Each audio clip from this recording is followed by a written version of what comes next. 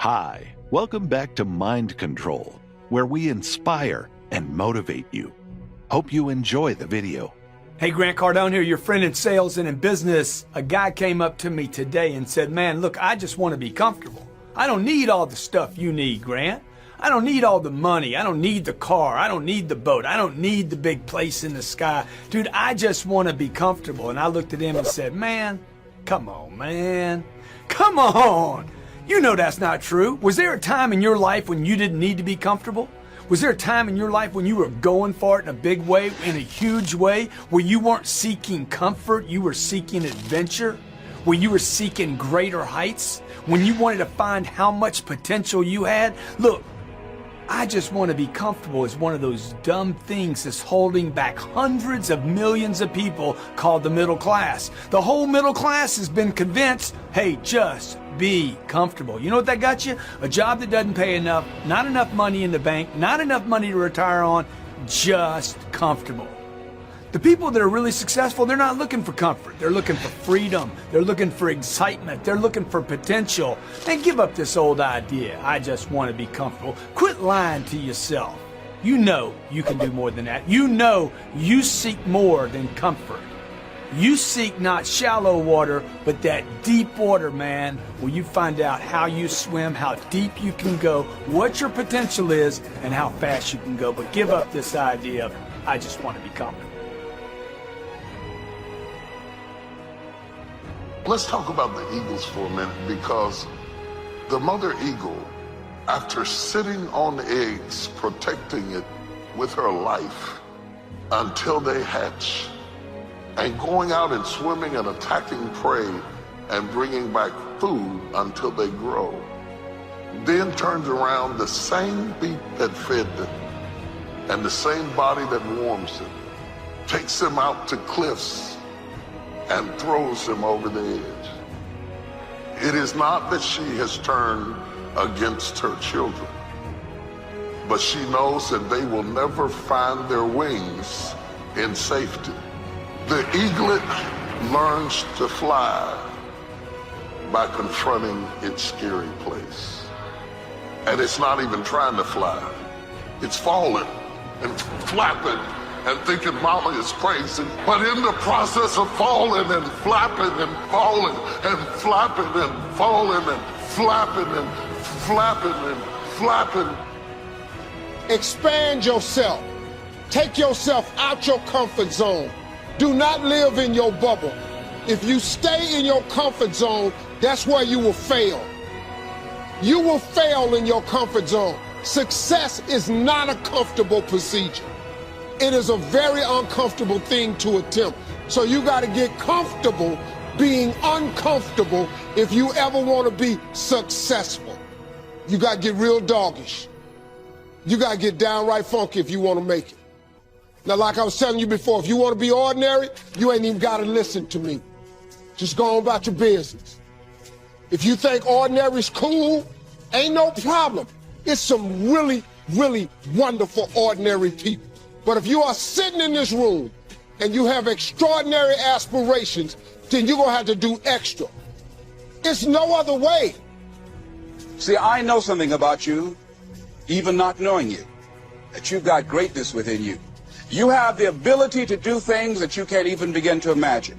You have talents and skills in you that you haven't even begun to reach for yet. All of you have extraordinary capabilities. All of you. You have to decide if you are willing to do the things to put you in that category. Rich people don't sleep 8 hours a day.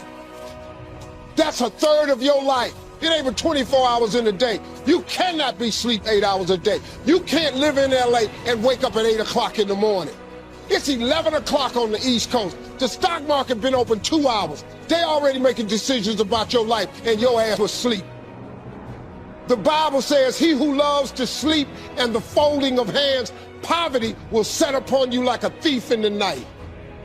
Some of you are going to go back and look at your dreams and brush them off. Some of you are going to begin to look at yourself and say, hey, look here, I know I have not done all that I can do.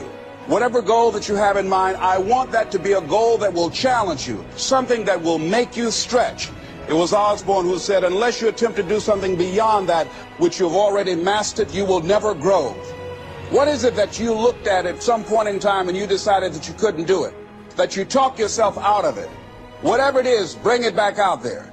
How are you going to do it? That will come to you in due time. See, you don't get in life what you want, ladies and gentlemen. You get in life what you are, not what you want. And see, the good news is that we can always become more by working to develop ourselves. So the first process of making this your decade, you've got to begin to take a look at your life and look at where are you right now? What are your strengths? What are your weaknesses? What gives your life a sense of fulfillment, a sense of joy? What does a full, rich life means to you?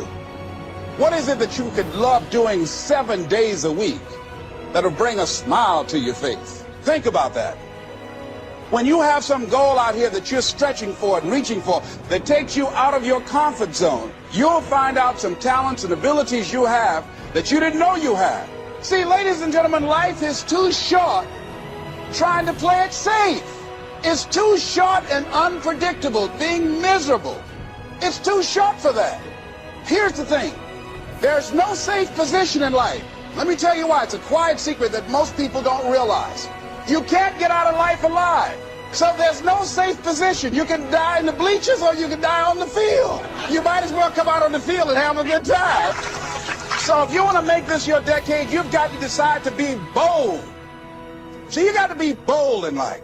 Most people go through life trying to creep. No. Trying to be casual about it. No. You go through life being casual, you'll end up a casualty. No. You've got to be bold in life. You've got to take life on. What the devil wants us to do is to learn to run for comfort and cover to places outside of our calling so that he can keep us comfortable in our dysfunction so that we will never see our destiny come to pass. The devil wants to comfort you in your dysfunction until you no longer see it as a problem, until it becomes so normal. Comfort can become dysfunctional when we get it from the wrong place. Some of us have comfort foods.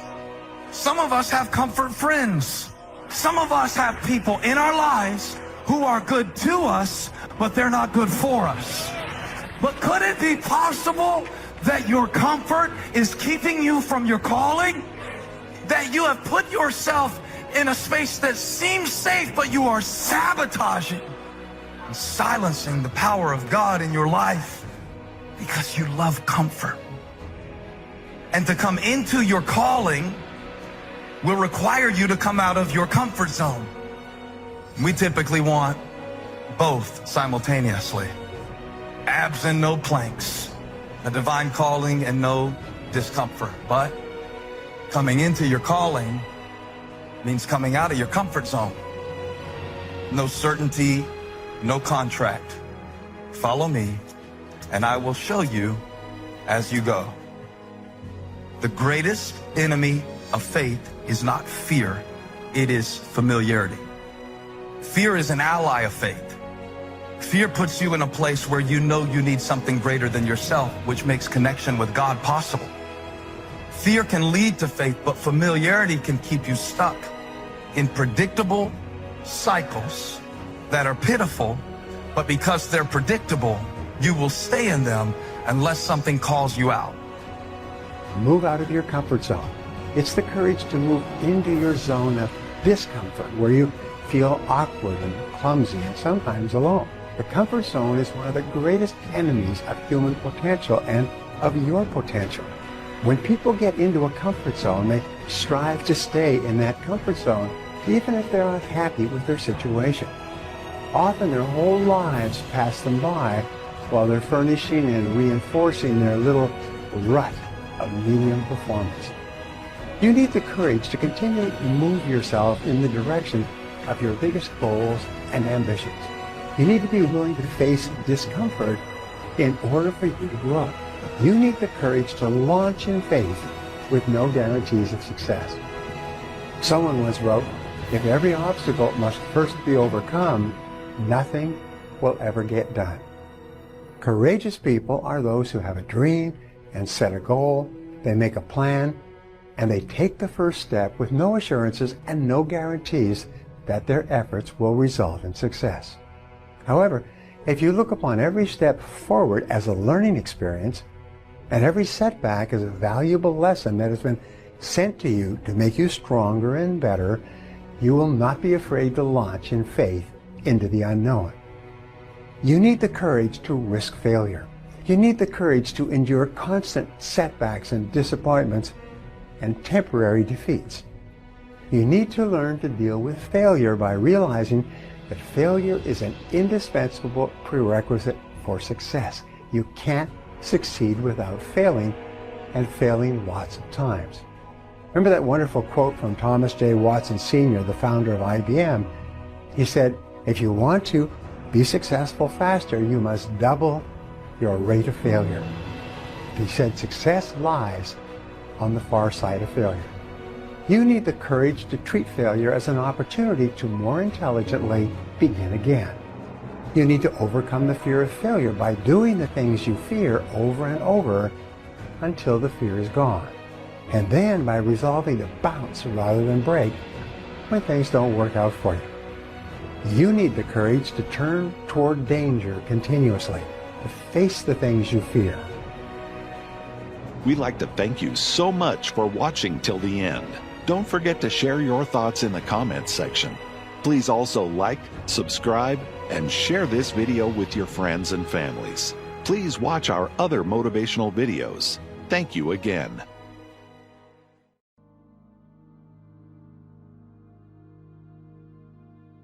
But what we want to do is overcome the emotion, because that's just what's lasting from the event. So you sit a person down, and the moment you sit them down, what do you think the body's going to do? It's going to look for something to recreate that emotion, because that's the person's identity. Are you with me still? Yes.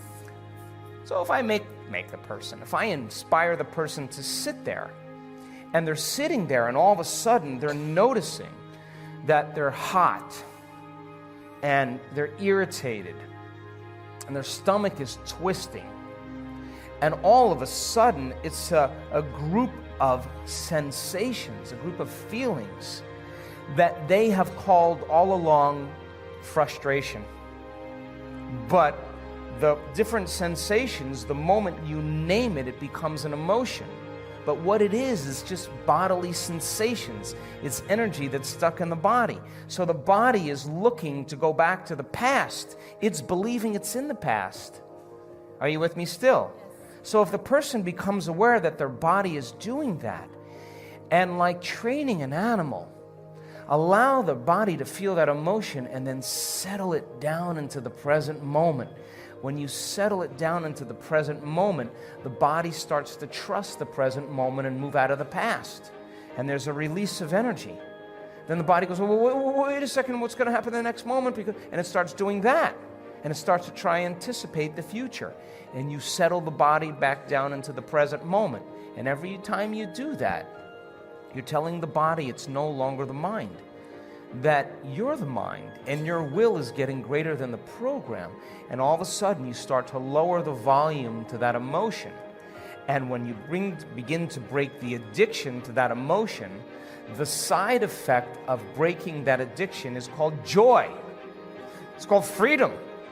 All of a sudden, the body's saying, I don't want to be tormented anymore.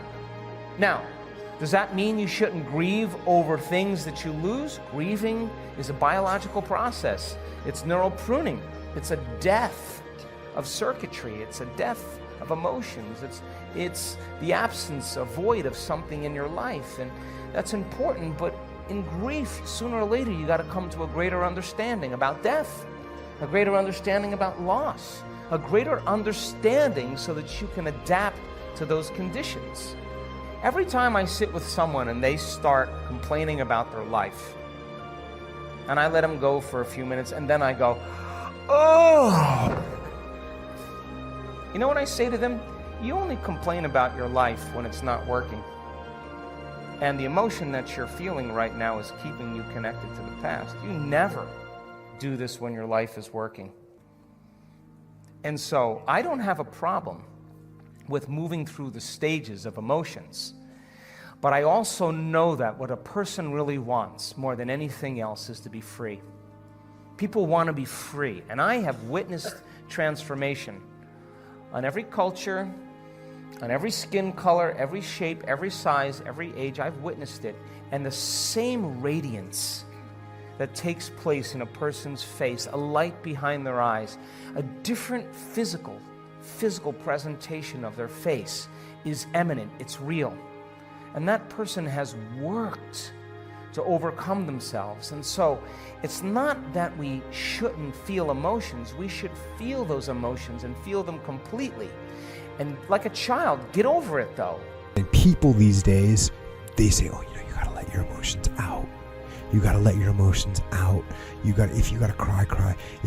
And I understand where that's coming from. And you can get to a point as a person, if there's something that's really traumatic that's happening and all you do is hold it in. And I've seen guys get destroyed over that because they're not expressing the emotions that they have. Right. But that's at a big level, right? At a daily level, no. Yeah. You don't express those things. You keep them inside. That's why I say it like that. Like I'm being kind of sarcastic, but at the same time I'm being serious. Yeah. You know, it's just don't let your emotions out and into the world. Yeah. Keep them for yourself. Own them. Yeah. Keep them for yourself. Don't share them with other people if you don't have to. Yeah. Now, again, people are going to freak out that I'm saying this because bury your emotions. Because that what happens when you when you've got something really traumatic that you bury, then it eats you apart. And I've talked about that. I mean, talking about things that you go through in life and expressing those feelings that you have about them, that's good. Mm-hmm. But what we're talking about is not that. What we're talking about is daily emotions, little ups and downs, little tick marks on your Richter scale. We're not talking about an 8.8 on the Richter scale, right? We're talking about just like little twos. Yeah. And when you express those 2s and 3s on the Richter scale out to people, you just look unstable. It's a great point that oftentimes expressing your emotions to the world doesn't improve your situation or your position at all. Correct. In fact, I would say that most of the time, expressing your emotions to the world sets you back. And that is why I vote in many cases to stifle your emotions. Keep them in. Yeah. Don't let other people see. You put your cards on the table, right? You put your emotional cards on the table. Now you can't gamble anymore. You're not in the game anymore. The person knows what's going on. That you're giving it to them. You're not going to know what I'm thinking. You're going to think everything's cool with me. Yeah. We're training jiu-jitsu, right? If I'm getting frustrated and I show that to you, what does that do? You're getting, all of a sudden, you just go level up. You think, oh, I got him. He's frustrated right now. He can't. Oh, I'm working. This is working against him. If I'm just saying the same face all the time, which is what I do primarily, hey, same face all the time. Just, moving the same way. When you do get me, I forget what you say. When you get me to react to something good. I recognize the urgency. Yeah, you say, oh, I recognize a little urgency there. And I always go, damn. I don't want him to recognize. I'd rather just have you just pass my guard and you're just there and me just sit there like it's no big deal because it's not. Then me get all panicky. Yeah. Where then you level up a little bit. Mm-hmm. And it's the same thing with life, right? Yep. Every time you express these big emotions to your boss or to your team, you express these big emotions to your team, they see all your cards. Don't let them see all your cards. Is this manipulating? Kind of. Right? This is one of those things where people think, oh, transparency. We hear that all the time these days. Transparency. You got to be transparent. No, actually you don't. Yeah, not with that. You don't have to be transparent all the time. Yeah. You have to win the game. You know what? Does the football coach go out and hand his playbook to the other football team? No. He's got to win the game. Yeah, typically no. And that's not how you win the game. So you know what we're doing? We're playing chess. It's emotional chess. You're playing with other human beings. You want to win. Now, if you're winning so that I can take advantage of you, so I can manipulate you and get something from you that you don't want to give me, that's bad. And I'm not talking about doing that. But if what I'm doing is keeping my calm so that instead of escalating an argument with you, I'm getting you to see it from my perspective just by remaining calm, that's what we're talking about here. And what is an emotion? And again, like a thought, is an energy entity. An emotion too is an entity that is an energy form. You cannot see it, but you can only see how it manifests in the external world. But an emotion is an energy form that lives in you. It's a little entity. And if you recognize it, then there's an awareness there. Without awareness, often you can easily be run by your emotions. And that means the emotion, whether it be, let's say it could be anger, it could be sadness, could be anxiety, whatever it may be, deep regret, jealousy, envy, whatever it is, the emotion, this energy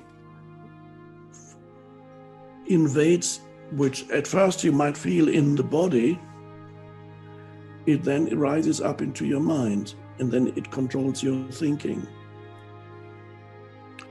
So when you feel deeply negative, then or angry, then the emotion rises into your mind, and every thought reflects the emotion that you feel, because the emotion is thinking through you and the emotion is feeding on your thoughts.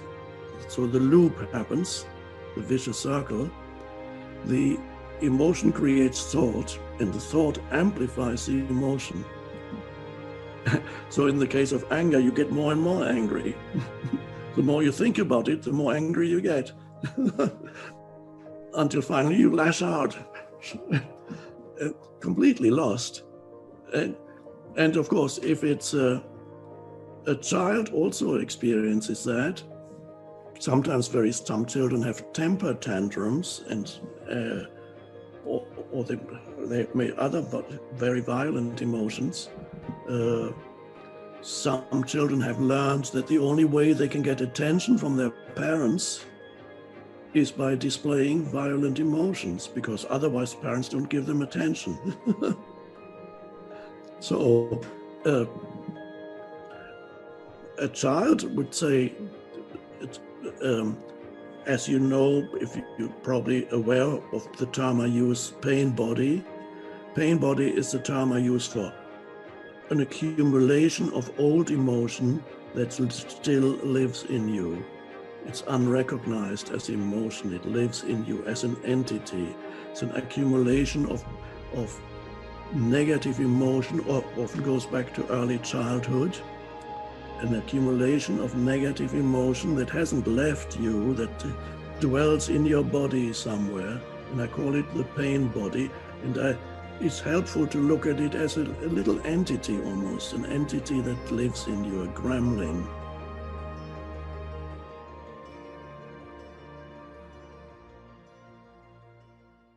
If you have people in your life who are occupying your time for their self-benefit, you should erase them from your life. Get away from people in your life that's hating. Get away from your family members that ain't ever opened a business. Get away from your family members that ain't ever followed their dream. Get away from your family members that ain't never been nowhere but to the family reunion. They ain't never been to a beach. Get away from them. Get away from them. I had to do it. Everybody has had a seasonal friend. My father had third grade education. You know what he used to tell me all the time? Everybody come with you, can't go with you. That's a cold lesson to learn in life, man. Everybody come with you, can't go with you. There's some people that can go with you just to a certain point. And the moment you try to elevate, you're gonna start losing some people. Everybody ain't happy for you opening your boutique. Oh, she thinks she is gonna open up a damn store. I ain't buying none of that. I ain't telling nobody about it. It's called jealousy. It's a more modern term. They're called haters. Yeah. Don't be fooled by all that fake love. Don't be fooled by their phony smiles, their hugs, their I love yous. Snakes in the grass. Snakes in the grass slithering. And hear them coming a mile away. I can smell them. I can sniff them. I can see them. I can taste them. But some of you get blinded by them. Yeah. Your so-called friends, your so-called homies, your so-called partners, your so-called girls, they deserve an Academy Award for the best actors, the best actresses of the year, because they can put it all. They there for you when everything's great. They there for you when everything is wonderful. They're there for you when you balling. They're there for you when you rolling. They there for you when you treating. They there for when you got money. They're excited, girl, we gonna do this, man, bro, where we going tonight? Y'all out to eat. Oh, I forgot my wallet. Looking for you to pay. Say, no, you got it. The sad story is that when you up, they all riding with you. When you down, ain't nobody in the car but you. They act like they got love for you, but only because it benefits them. I don't know how many different ways I can say this. Just because they are in the car with you does not mean that they are riding for you. So many of us have to learn this the hard way. Situation where you've poured into this person. You have nothing but their best interest in your heart. And then when the shoe is on the other foot, they don't even want to talk to you. They act like they got love for you. Have your friends, have your family, have your relationships, but make sure you pay close attention to the circle, to your company that you keep. Because when you need them the most, I promise you, they will turn your back on you. You need to find you a group of friends, and y'all need to make a pact, and y'all need to keep that pact. And you need to know in your heart of hearts that if you down, they gonna pull you up. And if they down, you gonna pull them up. So have your friends, have your family, have your relationships, but make sure you stay woke. I call them halftime homies, because half the time they smiling in your face. Half the time they want to take your place. Remove and eliminate those halftime homies from your circle.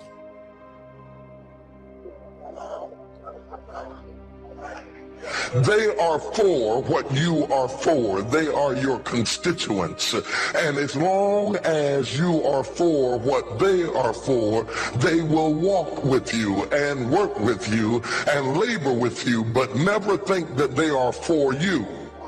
They are for what you are for. And you have to know that, because if they meet somebody else that will further their agenda, they will leave you and hook up with them, because they were never for you. They were just for what you were for. They are your constituents. And throughout your life, if you're not careful, particularly if you're broken, you will mistake your constituents for your confidants. And you will think that they are for you, when they are really not for you. They are just for what you are for. And by the time you get through falling in love with them, they will break your heart as they hook up with somebody else who is for what you are for, because it was never about you anyway. It was about the causes that you represent. They are for what you are for, but they are not for you. Here's how you know someone's your friend.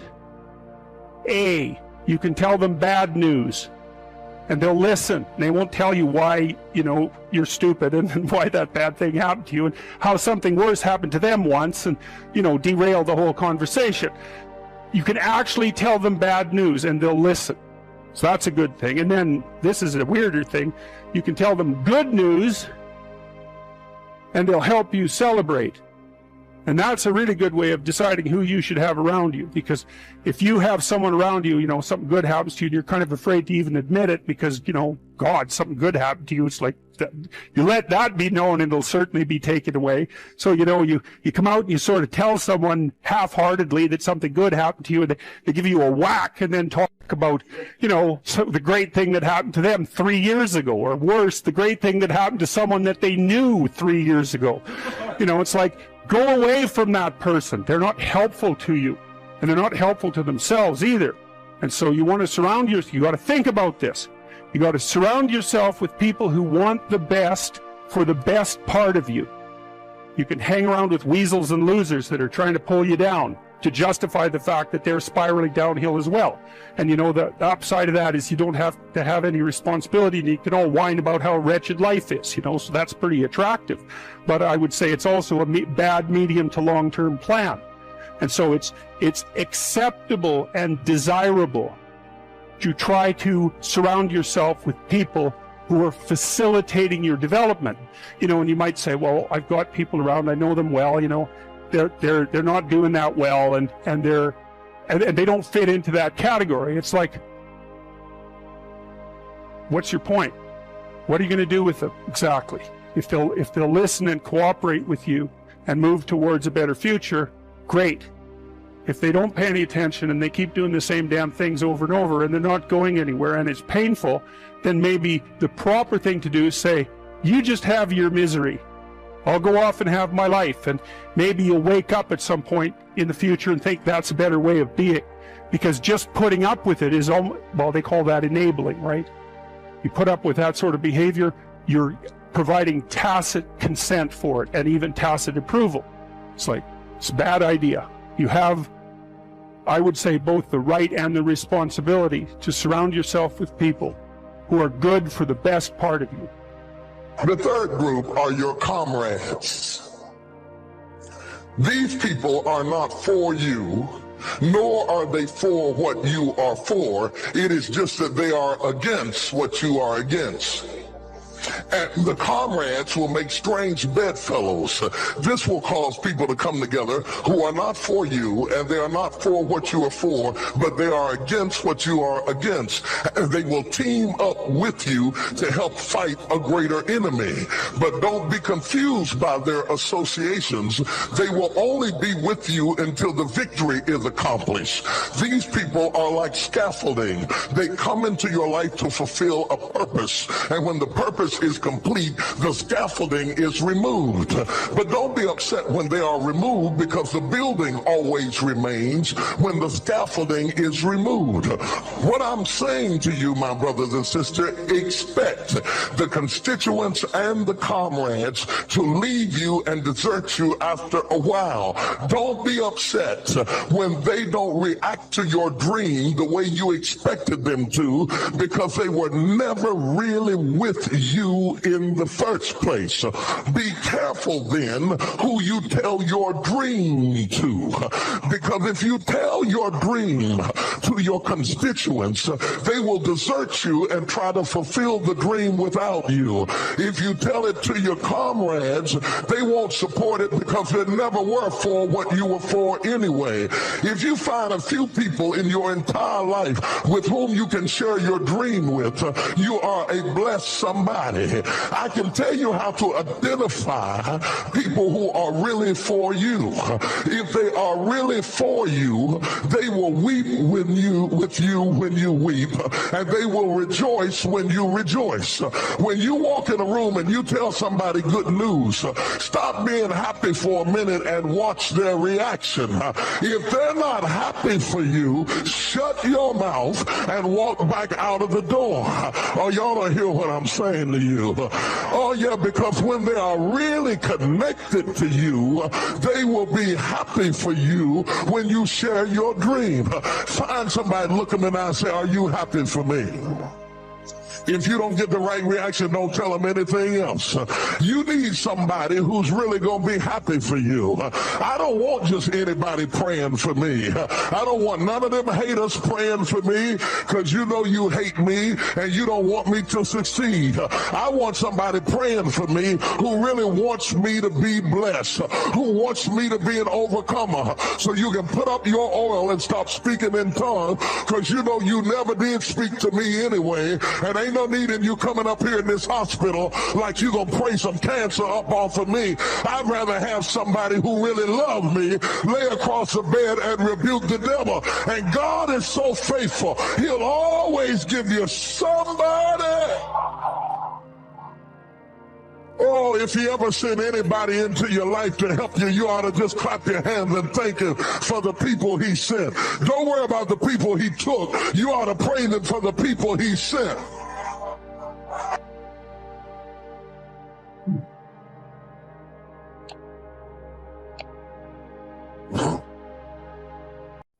Listen, getting successful, whatever you consider successful, if it's rich, whatever, it's not a magic trick.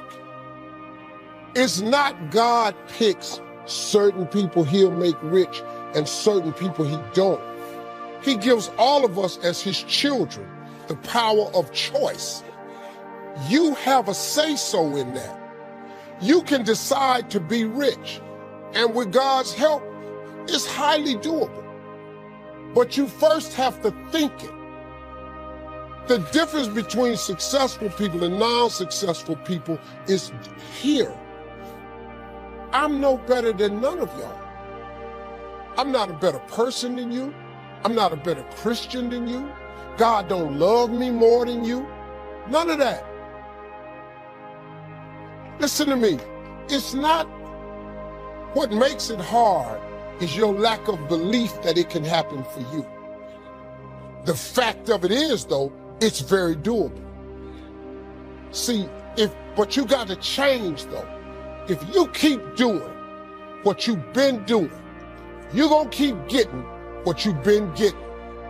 So if you're at a place in your life and you ain't happy with it, you have to change some things. But you have to make a conscientious decision that you're going to change. And it's not dependent on anybody else. It don't matter what your mama think. It don't matter what your coworkers think. It don't matter what your siblings think. It don't matter what your children think. It don't matter. They have nothing to do with this. This decision is yours and yours alone. It's two people born in a hospital every day. It's a person that's born in the hospital that's going to get a job, and somebody born in the hospital that's going to give them a job. You get to decide which one you're going to pick. You get to decide. Let me tell you something. You get to decide if I'm going to be rich, poor, mediocre, plentiful, happy, sad. You have a decision to make. Your mind, all right, here we go. This is the teaching moment. Let me give you this so you can get on with your 2019. You walk in the house, you pick up the remote control. Let me teach you how this works. And you press the power button. When I told you 2019 will be the best year of your life, but you have to claim it. You have to expect it to be the best year of your life. You have to live your life with the expectation that great things are coming your way. And that's how it works. Now let me teach it to you. You grab your remote, you press the power button. What do you expect to happen? You expect the TV to come on. Guess what? It come on. If you want to see Sports Center channel 46, and you press 46 and OK or select, what do you expect to come on your TV? Sports Center. And guess what show up? Sports Center. They got the concept of creating a remote from the Bible. See, God is tied to all of this. You better understand what I'm trying to tell you now. The Bible says, a man is as he thinketh. God created us in his image. God thought of this world. He thought of it, so he created it. So he made you just like him, that your thoughts can create things. He made you just like him. Now you can't go make earth and heaven like he did, but you can make a better world for yourself. There is a scripture, Habakkuk 2:2. it says, write the vision and make it plain, so that he who reads it will run to it.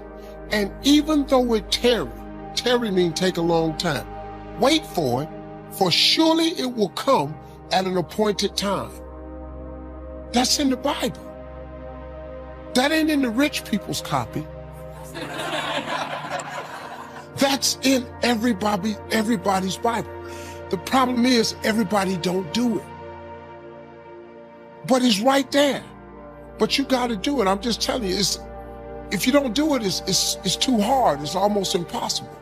That vision board has changed my life. Everything I put on my vision board, I get. Everything. Now, you have to understand something. It's not going to come when you want it to come. It comes at an appointed time. That's the trick. But the appointed time is what throws people off. Because when you ask God for something, he sends it, he ships it immediately. As soon as you ask him something, you really believe he'll do it, he boxes it up and he ships it to you immediately. The problem with the package is he never gives you the date that the package is going to arrive. He doesn't do that. He doesn't do that. Because if he told you the date that the package would arrive, it would destroy the requirement he has of all of us, which is faith. Faith is the belief in things that you cannot see. So if you ask God for $1 million and he tell you, I'm gonna give it to you in March of 2020, you wouldn't need no faith. You'd be talking to people crazy because you know in 2020, I'm finna be a millionaire. But he sent $1 million as soon as you ask for it. But it's going to come at an appointed time. The problem is people stop waiting on the package. Then when it get to you, because he delivers only to Faith Street, when he delivers to you on Faith Street, but you done stepped off of Faith Street, you over here on I don't see how circle. He don't ship there. Instead of staying on Faith Street, you done stepped over here to I don't believe it Boulevard, or it took too long Avenue. Then the package come to Faith Street. It's just like the post office and FedEx. If you ain't there to receive it, it got to go back. That's how it works, man. You have control of this. This belongs to you. This is yours. You're the captain. You're the master. You're the foreman. You're the general. You're the head. Don't give control of this to nobody, especially the devil. Do not let Satan come in here and function and operate, because he has one mission: to keep you off course, to make you not think it's possible, to make you think that God don't hear you. His job is only to destroy you, to make sure that you don't become what God intended for you to become. That's the mission of the devil. Now, if you don't believe in the devil, this conversation ain't for you. If you don't believe in God, this conversation ain't for you. I'm not talking to you. I'm talking to people who are spiritually based. If you get control of this, that's why I'm telling you these two books. And look, the best book you can read is the Bible. If you read the book of Proverbs over and over and over, it's the book of wisdom and understanding. It would really help your life if you just read it. I'm gonna be honest with you. That's the only book in the Bible I've read cover to cover. I've only read the book of Proverbs. I've read some scriptures every now and then. I only know 5 or 6 scriptures by heart. I'm just gonna be real with you. But I've memorized them 5 or 6 scriptures, and them 5 or 6 got me here today. I know a lot of people that know the Bible inside out ain't got nothing to show for it. You know why? Because they memorized it, but they didn't apply it. I have applied 6 scriptures to change my life. But these books that I told you about, The Power of Positive Thinking by Norman Vincent Peale and The Magic of Thinking Big by David Schwartz, you know what it does? It just teaches you how this works. Once you get this, y'all, you can change everything. Do you understand? Negativity, let me just give you this and I'm gonna walk away. Negativity, you can protect yourself from negativity. And that's what stops most people, negative thoughts. You can coat your mind from negativity. It's a real simple exercise to do. I do it every morning before I walk out the door. So I walk out as a positive person. You know, I get tired sometimes. That's different from being negative because I get mentally drained from my job at times. But to coat your mind from negativity, the way you can put a coating around your mind is with one simple thing, gratitude. Gratitude erases negativity. I'm gonna show you how this works. If you wake up in the morning and you start having negative thoughts, man, this ain't my day. I woke up on the wrong side of the bed. I'm tripping, I just don't feel myself. Every time you feel, in the middle of the day, if you feel yourself doing that, stop, just stop for a second.